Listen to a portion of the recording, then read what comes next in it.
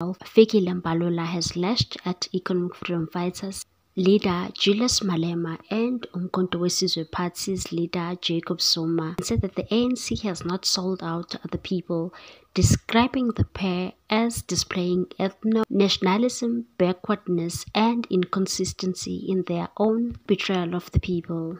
Fikile Mbalula stated the ANC's 40% majority means it is leading the government of national unity, which is neither a sellout nor a melting point of ideologies. He lambasted Malema for his remarks that ANC is a dying party and said Zuma had brought the questionable character of Judge Hlophe to parliament to spit in the face of South Africa, while Zuma's people had also demanded he be treated like the Dalai Lama. Mbalula said the MK was leading a so-called progressive coalition with others of their ilk, yet all they represent is a pushback against the vision of a united, non-racial, democratic, non-sexist and prosperous country. Mbalula launched his attack on the party's opponents while responding to questions during an ANC media briefing on Saturday, in which he outlined and welcomed the program of the 7th administration as reflected in President Cyril Ramaphosa's opening of Parliament address this week. Mbalula said the ANC supported the administration's program, which had adopted the 6 priorities lined in the ANC's manifesto. He said, the ANC welcomes the immediate priorities identified by the President's opening of Parliament address, which reflect the priorities identified in the ANC 2024 manifesto to advance the building of a united, non-racial, non-sexist, democratic and prosperous South Africa. Mbalula said that the 3 strategic priorities outlined by the President respond to the most burning challenges facing our nation and its people. He said after 30 years of democracy, South Africa has made progress in building strong democratic institutions to meet basic needs, investing in people and transforming the economy. But the quality of basic services, the link between the people and government, crime and corruption, land and agrarian reforms, and persistent and deep poverty, inequality and unemployment remain a challenge which requires urgent attention. Mbalula further said that the national economy has stagnated in terms of economic expansion, economic transformation and inclusion, thus failing to produce the income and wealth distribution envisioned by the National Democratic Revolution. Persistent low rates of investment, deindustrialization, and relocation of industrial bases have all conspired to undermine the framework for sustainable employment creation in the country.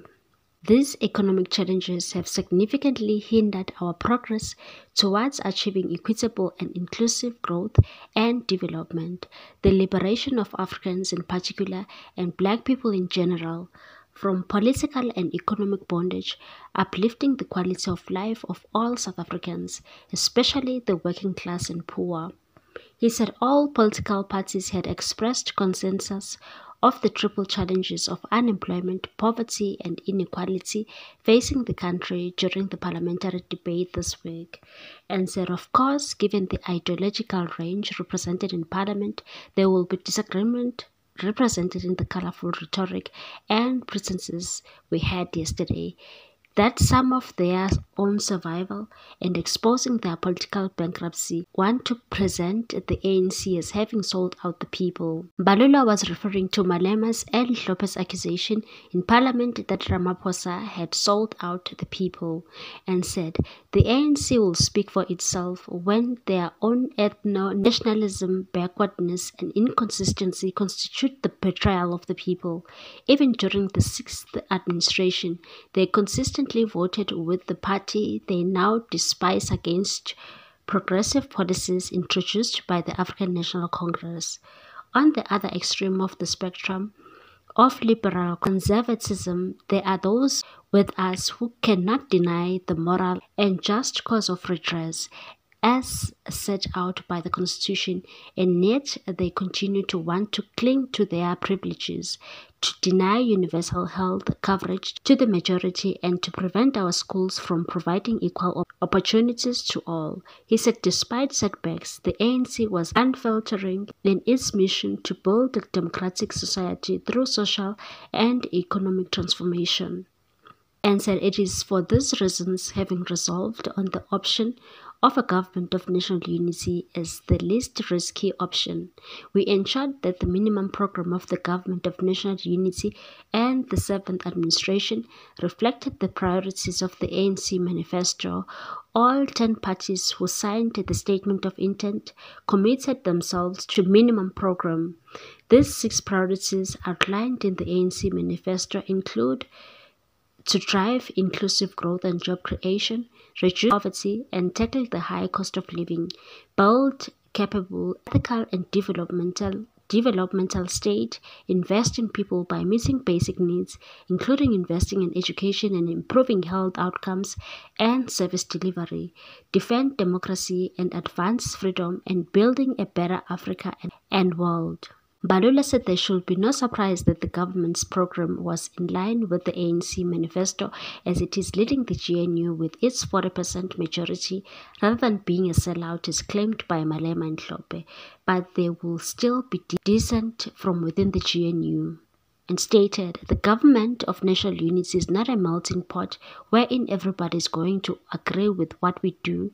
Do you think that the DA opposition to Bella Bill as well as NHI is going to stop because they are in the government of national unity?